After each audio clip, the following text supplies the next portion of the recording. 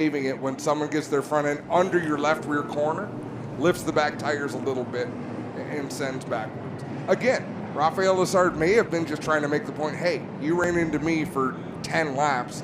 I'm going to show you how it feels. I think he might have got a little bit more of a piece of Pete Shepard than he maybe wanted. So, we wait and see. And again, nothing will be said. Everything is called over the officials' radio to the spotters. Nothing will be said until they go back to green. So for those who might be wondering, hey, why isn't this happening? It's just NASCAR procedure. It's a little bit different. And it works. I'm trying to remember historically it was kind of a have at it boys and girls setup in NASCAR racing.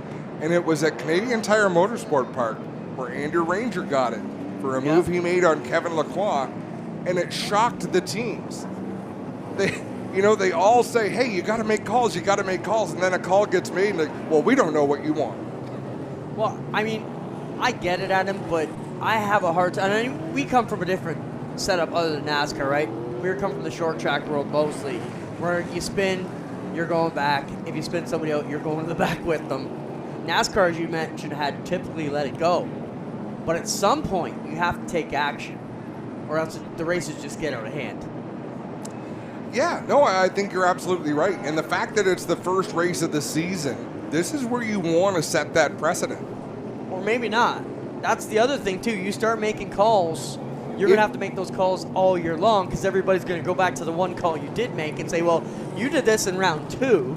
The flip side of that coin is racers pay attention to what the officials do. If you let it go, they will feel, okay, we're taking things into our own hands.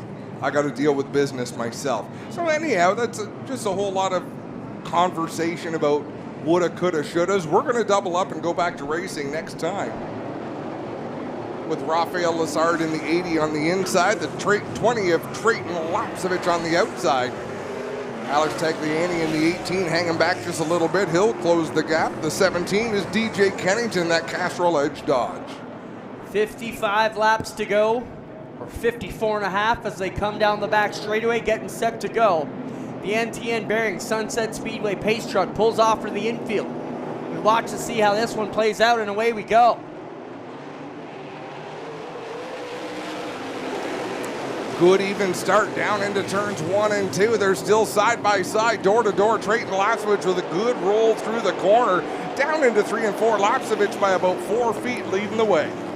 Lessard trying to get the advantage back. Can't quite do it. Trayton Lapsevich will nose out in front of that 80 machine. Tagliani and DJ Kennington, 2 of the wiliest veterans, right behind these guys.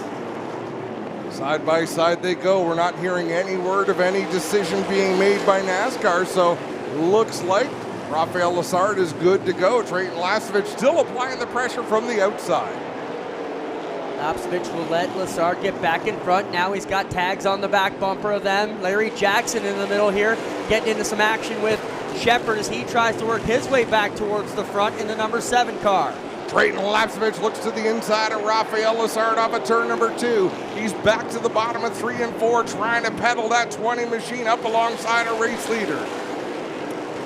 This is some good homework for Trayton Lapsevich, though, to race a guy like Lessard who's raced all over North America at the top levels.